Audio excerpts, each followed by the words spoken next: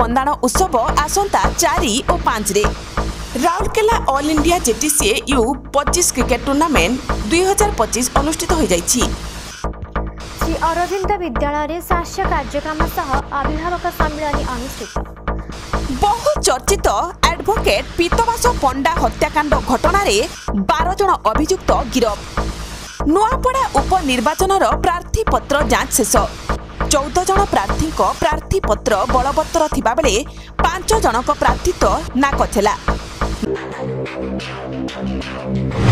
ଅସୀମା ଶଶାଙ୍କ ଅନୁଗୁଳିଆ ବଣ୍ଟି ହେବେ ଆକର୍ଷଣର କେନ୍ଦ୍ର।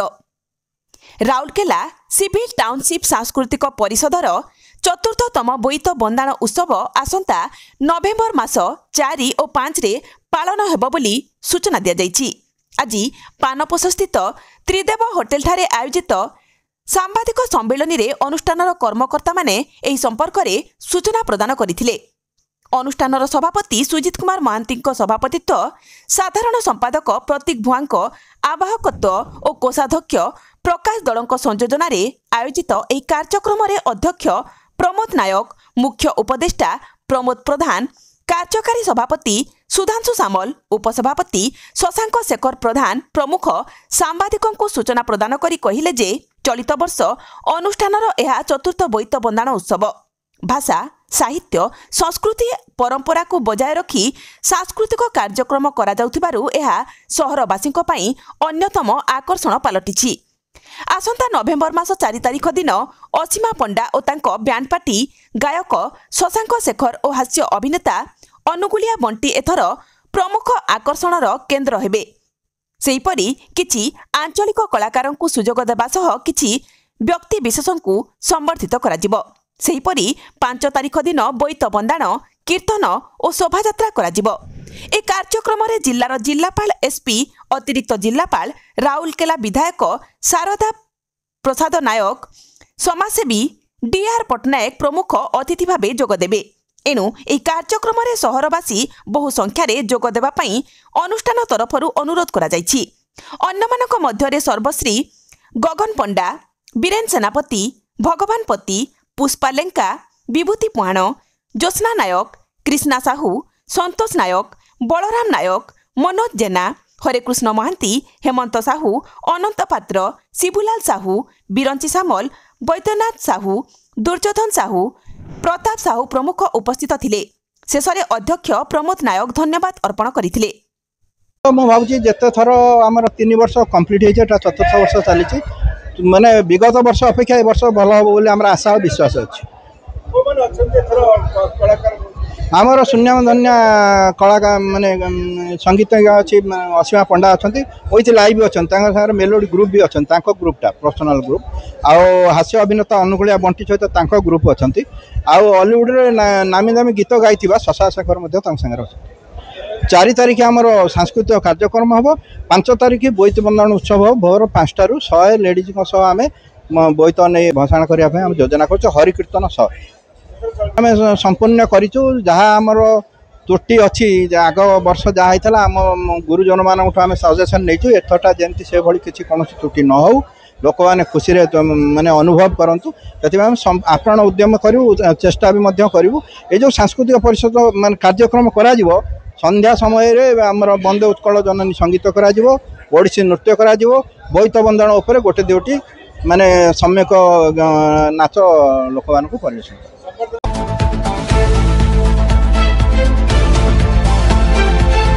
जय हिंद ज्वेलरी को आसंतु और पांतु low making charge, life time service, easy EMI, free jewellery insurance और लाइफ टाइम सर्विस सहित BIS हॉलमार्क थिबा ज्वेलरी।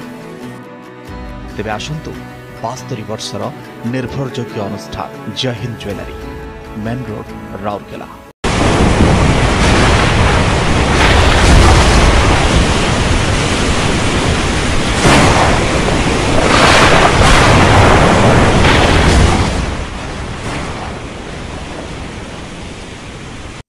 ଟୁର୍ଣ୍ଣାମେଣ୍ଟର ଅନ୍ତିମ ମୁକାବିଲାରେ ଆସୁ 11 ଦଳ ଅଦ୍ଭୁତ ପ୍ରଦର୍ଶନ କରି ଜେଟିସିଏ ଉପରେ 91 ରନ୍ରେ ଜିତି ଚମ୍ପିଅନ୍ ହୋଇଛି।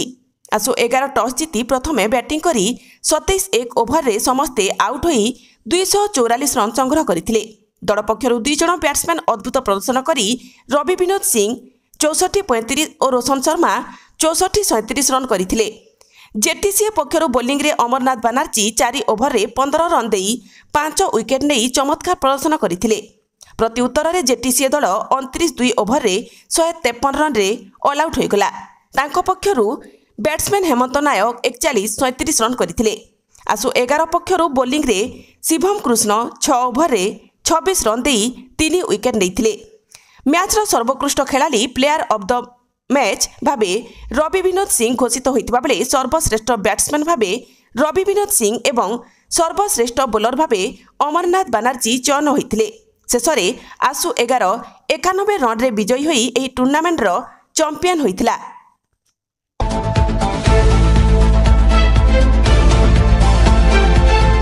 आज सेक्टर 5 राउरकेला स्थित श्री अरविंद विद्यालय रे आयोजित विद्यालय स्वास्थ्य कार्यक्रम एवं अभिभावक सम्मेलन अनुष्ठित हो जाइछि। विद्यालयर विद्यार्थी मानकर शारीरिक और मानसिक स्वास्थ्य उपरे एही प्रकार कार्यक्रम अत्यंत गुरुत्वपूर्ण। विद्यालयर प्रधान शिक्षक शिक्षक मंडली एवं अभिभावक मानक सहित छात्र छात्री मानक सर्वांगीण विकास और स्वास्थ्य संबंधी विभिन्न प्रसंग उपरे आलोकपात करा जायथिला। एही कार्यक्रम रे मुख्य अतिथि भावे रघुनाथपाली विधायक दुर्गाचरण तंती जोगदे विद्यालयर प्रयास को प्रशंसा करथिले। शिक्षा केवल पुस्तकीय ज्ञान नुहे बरम जड़े सुस्थ और सुनागरिक गढ़िबारे स्वास्थ्य शिक्षा समान गुरुत्वपूर्ण। नियमित स्वास्थ्य परीक्षा पुष्टि सचेतना एवं मानसिक स्वास्थ्यर जत्न आम पिलामानंकर भविष्य निर्माण में एक दृढ़ भित्ति प्रदान करे। विद्यालय प्रशासन एही प्रकार गठनमूलक कार्यक्रम आयोजन करुथिबारु विधायक सेमानंकु साधुवाद जणाइथिले। आज एही स्वास्थ्य परीक्षा कार्यक्रम रे शिशु विशेषज्ञ doctor RN Satpathy, doctor PK पात्र, डॉक्टर शशिशेखर दुबे, डॉक्टर आशीष कुमार पाढ़ी, डॉक्टर रुद्रमणि साहू प्रमुख जोगदे छात्र छात्री स्वास्थ्य परीक्षा करथिले। श्री अरविंद विद्यालय परि उत्कृष्ट शिक्षानुष्ठान अभिभावक शिक्षकों को नहीं यही कार्यक्रम बेस प्रशंसनीय। आज मो श्री अरविंद स्कूल राउरकेला एठाकू आठारे आज पिला मानकर स्वास्थ्य उपरे गोटे हेल्थ अवेयरनेस सहित हेल्थ कैंप चली। निश्चित भाव ये बहुत बड़ा स्वागत योग्य पदक्षेप, कारण आजिकल पिला मानकु छोट बेलू जदि स्वास्थ्य उपरे सचेतन रहिबो ताहले आगामी दिन रे एक नुआ भारत गढ़िबारे सहज हेबो। आमे सेते बेले कॉन्शियस होउचु जेते बेले हमर बयस अधिका हो जाउची, सेते बेले जेते असुविधा आमे भोग करचु, डॉक्टर जेते बेले हमकु सचेतन करौची सेते बेले जाइके आमे सचेतनता होउचु। किंतु ताकू जदि प्रारंभिक स्तर रे छोट बेलू पिला मानकु हेल्थ अवेयरनेस करेबा एवं तांकर हेल्थ कैंप माध्यम रे जहाँ जहाँ असुविधा अच्छी दूर करा जाई परिबो, परवर्ती समय आउ कौन प्रकार असुविधा रहिबो नाही। एही भली कार्यक्रम आज एठी अरविंद स्कूल रे जो चली पेरेंट्स मान से अंशग्रहण करने डाकी। बहुत पेरेंट्स आउ पिला माने यदि या ठीक ठाक ग्रहण करेंगे, कारण स्वास्थ्य ही संपद, स्वास्थ्य ठीक रहिले संपूर्ण समाज संपूर्ण दुनिया ठीक रहिबो। Lehenga, silk and fancy cotton Sambalpuri साड़ियाँ ही साड़ियाँ एवं सलवार सूट का latest collection. Raymond, Siyaram, Arvind जैसी प्रसिद्ध कंपनियों की शूटिंग शर्टें, Killer, Lawman, Integrity, Duke, Classic Polo, Jockey आदि कंपनियों के men's wear, ladies wear, boys, girls and kids party wear का सुपर कलेक्शन। याद रखें, हमारी कोई ब्रांच नहीं है, only and only Gajanan variety store, power house road, Rourkela. Contact number 9437045135। हमारी कोई ब्रांच नहीं है। ପୂର୍ବତନ ବିଧାୟକ ବିକ୍ରମ ପଣ୍ଡା ସହଯୋଗୀ ମଦନ ଦଳେଇ ଓ ବିଜେଡି କର୍ପୋରେଟର ମଳୟ ବିଷୋଇ ଗିରଫ। ପ୍ରେସମିଟ୍ କରି ସୂଚନା ଦେଲେ ବ୍ରହ୍ମପୁର ଏସ୍ପି ଶ୍ରବଣା ବିବେକ। ଆଡଭୋକେଟ୍ ପୀତବାସ ପଣ୍ଡାଙ୍କୁ ହତ୍ୟା ପାଇଁ ହୋଇଥିଲା 50 ଲକ୍ଷ ଟଙ୍କାର ଡିଲ୍। ବହୁ ଚର୍ଚ୍ଚିତ ବରିଷ୍ଠ ଆଇନଜୀବୀ ପୀତବାସ ପଣ୍ଡା ହତ୍ୟା ମାମଲାରେ ଆଜି ବ୍ରହ୍ମପୁର ଏସ୍ପିଙ୍କ ସାମ୍ବାଦିକ ସମ୍ମିଳନୀ ହତ୍ୟାକାଣ୍ଡ ପାଇଁ 50 ଲକ୍ଷ ଟଙ୍କାର ଡିଲ୍ ହୋଇଥିଲା। ଅଗ୍ରିମ ଭାବେ 10 ଲକ୍ଷ ଟଙ୍କା ନେଇଥିଲେ ସାର୍ପ ସୁଟର ଚିଣ୍ଟୁ ପ୍ରଧାନ ଗାଡ଼ି ଚଳାଇଥିଲେ ଓ କୁରୁପତି ଭୁଆଁ ଗୁଳି ଚଳାଇଥିଲେ। ମଳୟ ବିଷୋଇ ମଦନ ଦଳେଇ ପିଣ୍ଟୁ ଦାସଙ୍କ ଜରିଆରେ ଷଡ଼ଯନ୍ତ୍ର କରିଥିଲେ ପୂର୍ବତନ ବିଧାୟକ ତଥା ବିଜେଡି ନେତା ବିକ୍ରମ ପଣ୍ଡା। ଏହି ଘଟଣା ଅଦ୍ୟାବଧି 12 ଜଣ ଗିରଫ ହୋଇଛନ୍ତି। ଆହୁରି 3 ଜଣ ଫେରାର ଅଛନ୍ତି ବୋଲି ଏସ୍ପି ଶ୍ରାବଣା ବିବେକ ସୂଚନା ଦେଇଥିଲେ। ବରିଷ୍ଠ ଆଇନଜୀବୀ ପୀତବାସ ପଣ୍ଡା ହତ୍ୟା ଘଟଣାରେ ରାଉରକେଲା ବାର୍ ଆସୋସିଏସନ ପକ୍ଷରୁ ଏଡିଏମ୍ ଅଫିସ୍ ଘେରାଉ ସହ ଶୋଭାଯାତ୍ରା ମାଧ୍ୟମରେ ଅଭିଯୁକ୍ତଙ୍କୁ ତୁରନ୍ତ ଗିରଫ କରିବାକୁ ଦାବି କରିବା ସହ ପରିବାରଙ୍କୁ 1 କୋଟି କ୍ଷତିପୂରଣ ଆଦି ଦାବି କରିଥିଲେ। ଆଜି ଏହି ଘଟଣାରେ ଅଭିଯୁକ୍ତ ଗିରଫ ହେବା ପରେ ରାଉରକେଲା ବାର୍ ଆସୋସିଏସନର ସଭାପତି ସଦାନନ୍ଦ ସାହୁ ପ୍ରତିକ୍ରିୟା ଦେଇ କହିଥିଲେ, ପୀତବାସ ପଣ୍ଡାଙ୍କର ହତ୍ୟାକାରୀକୁ ଧରିବା ପାଇଁ ବାର୍ କାଉନସିଲ୍ ଯେଉଁ ଡାକରା ଦେଇଥିଲା 48 ଘଣ୍ଟା ଭିତରେ ଧରିବା ପାଇଁ, ତେଣୁ 6 ତାରିଖ ମର୍ଡର ହେଇଥିଲା କିନ୍ତୁ ଆଜି ପର୍ଯ୍ୟନ୍ତ ତାଙ୍କର ତଦନ୍ତ ଚାଲିଥିଲା। ଆଜି ଯାହା ଆମେ ଅପଡେଟ୍ ପାଇଛୁ କିଛି ଅପରାଧୀଙ୍କୁ ଧରିଛନ୍ତି କିନ୍ତୁ ଯାହା ଖବର ପାଉଛୁ ଯେଉଁମାନେ ପ୍ରକୃତ ଅପରାଧ ଯେଉଁମାନେ ହତ୍ୟା କରିଛନ୍ତି ସେମାନଙ୍କୁ ଧରା ଯାଇନାହିଁ।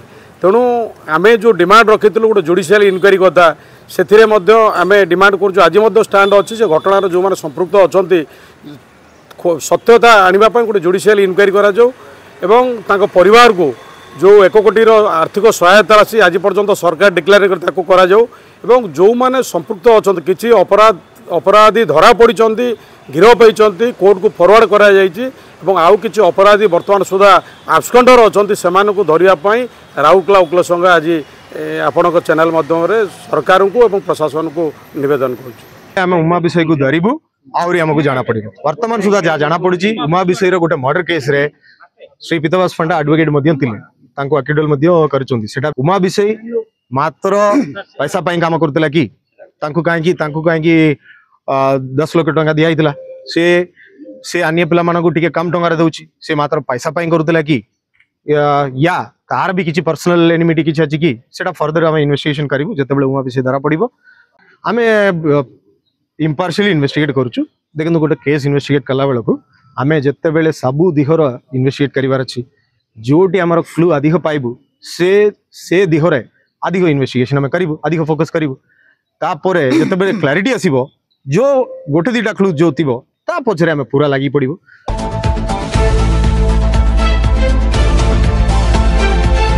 ନୂଆପଡ଼ା 22/10 ଆଜି ନୂଆପଡ଼ା ବିଧାନସଭା ଉପନିର୍ବାଚନ ପାଇଁ ଉପଜିଲ୍ଲାପାଳ ତଥା ରିଟର୍ଣ୍ଣିଂ ଅଫିସରଙ୍କ କାର୍ଯ୍ୟାଳୟରେ ପ୍ରାର୍ଥୀପତ୍ର ଯାଞ୍ଚ ହୋଇଛି।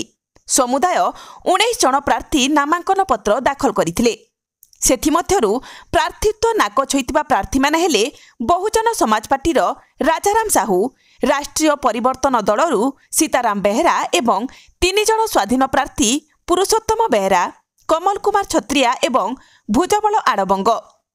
3 ପ୍ରମୁଖ ରାଜନୈତିକ ଦଳ ପ୍ରାର୍ଥୀ ବିଜେପିରୁ ଜୟ ଢୋଲକିଆ, ବିଜେଡିରୁ ସ୍ନେହାଙ୍ଗିନୀ ଛୁରିଆ ଏବଂ କଂଗ୍ରେସରୁ ଘାସିରାମ ମାଝୀଙ୍କ ପ୍ରାର୍ଥୀତ୍ୱ ବଳବତ୍ତର ରହିଛି। ସମାଜବାଦୀ ପାର୍ଟିରୁ ରମାକାନ୍ତ ହାତୀ, ବହୁଜନ ମୁକ୍ତି ପାର୍ଟିରୁ ହେମନ୍ତ ତାଣ୍ଡି, ଓଡ଼ିଶା ଜନତା ଦଳରୁ ସୁଖଧର ଦଣ୍ଡସେନାଙ୍କ ସହ 8 ଜଣ ସ୍ୱାଧୀନ ପ୍ରାର୍ଥୀଙ୍କ ପ୍ରାର୍ଥୀପତ୍ର ଠିକ୍ ରହିଛି। ଆଜି ପ୍ରାର୍ଥୀପତ୍ର ଯାଞ୍ଚ ସମୟରେ ନିର୍ବାଚନ ସାଧାରଣ ପର୍ଯ୍ୟବେକ୍ଷକ ପ୍ରକାଶ ବିନ୍ଦୁ, ଭାପ୍ରସେ ଏବଂ ରିଟର୍ଣ୍ଣିଂ ଅଫିସର ସୁର୍ମି ସୋରେନ ଉପସ୍ଥିତ ଥିଲେ। ନୂଆପଡ଼ା ଜିଲ୍ଲାରୁ ପରମେଶ୍ୱର ମେହେରଙ୍କ ରିପୋର୍ଟ।